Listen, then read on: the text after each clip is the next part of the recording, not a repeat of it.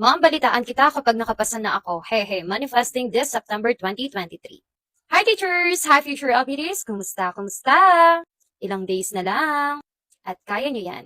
Okay, magbigay na tayo ng mga pabaon. Mga huling pabaon natin. Teachers, future LPDs, I know marami pa kayong questions na hindi ko nasagot, mga na-request ninyo, even yung mga nag-aaral pa. Like for example, sa mga reporting nila, sabi ko nga po sa inyo, pagpasensyahan nyo na po kasi talagang may time talaga na busy po tayo. But kapag may time, ayan, gagawa natin ng paraan. Pero yun nga po ha, tao lang ako, limitado lang yung kakayahan ko. Kapag hindi ko po nasasagot agad yung mga questions niyo po, I know naman na lahat ng katanungan natin ay nasasagot na ni Google.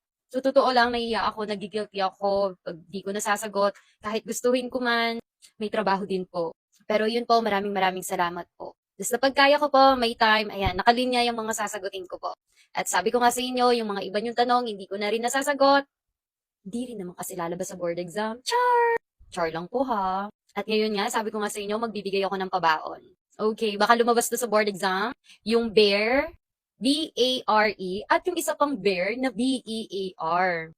Yes, pareha sila, pero iba ang meaning nila at iba ang spelling po nila. May kasama pa nga yan, the word na bore. Ano ba ang pinagkaiba nun? Pero ngayon, bibigay ko na muna sa inyo. Kapag may nakita kayong parang nahihirapang mga anak, bear po ang sagot doon. Ma'am, ba't parang iisa lang yung sinabi mo? Pero ano ba yung spelling na sinasabi ko? Ito ang hahanapin nyo. Yung B-E-A-R. Ulitin ko. B-E-A-R. Bear. Hindi ko sinasabi yung bear na animal.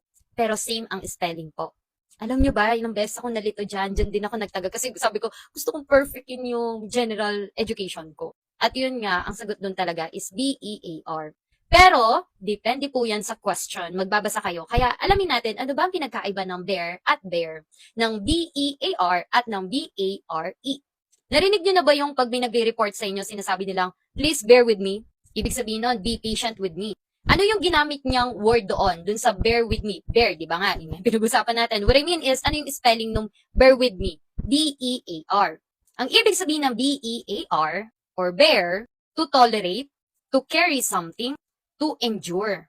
Yun po ang ibig sabihin ng B-E-A-R or ng bear. Parang sinasabi kasi dun sa sentence, konting tiis na lang. Tiisin mo na lang, lalabas na. Char! Yung baby. And doon naman sa B-A-R-E, ibig sabihin naman nun ay naked, uncovered, or without supplies. Ang ibig sabihin lang nito ay magdidepende yan sa sentence po. Basahin nyo mabuti yung sentence kung ano yung sinasabi. Kung bang mag-endure or yung uncover siya. Sobrang eto na lang yung pinakatututukan kong uwi. Hi teachers! Hi future LPDs! Kumusta? Kumusta? Yes, dapat mag-focus na talaga kayo.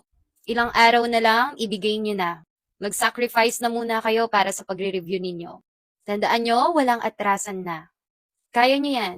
Sabi ko nga sa inyo, may inopen ako, di ba? May isa akong kilala na 1 week lang talaga nag-review. I mean, 1 week talaga yung pinaka-focus niya sa pagre-review. At napasa niya yon. Walang imposible. Naku, pinili niyong maging teacher. Andyan kayo sa course na yan. Kaya nyo yan. At ngayon nga, ituloy na natin yung pagbigay ng pabaon. Hindi ko naman porket sinabing pabaon po ay lahat ay magagamit. Pero baka magamit. Okay, baka may makita kayo na bite, B-I-T-E. Basta kapag kakainin, bite ang sagot doon, B-I-T-E. Tapos may makikita din kayong rain doon, maaaring R-A-I-N. Alam naman natin, it's about rain, ulan. At may makita din kayong R-E-I-G-N. Yes. Pag may nakita kayo doon sa about sa queen, ang sagot doon ay R-E-I-G-N. Which to possess sovereign power. Siyempre, queen yan. Rain. Pagdating sa mga ganyan, meron talaga sa English. Kailangan alam nyo yung anong tamang word yung gagamitin ninyo. Tapos yun nga, sabi ko yung bear, bore, bear, rain, yan, yung mga natatandaan ko.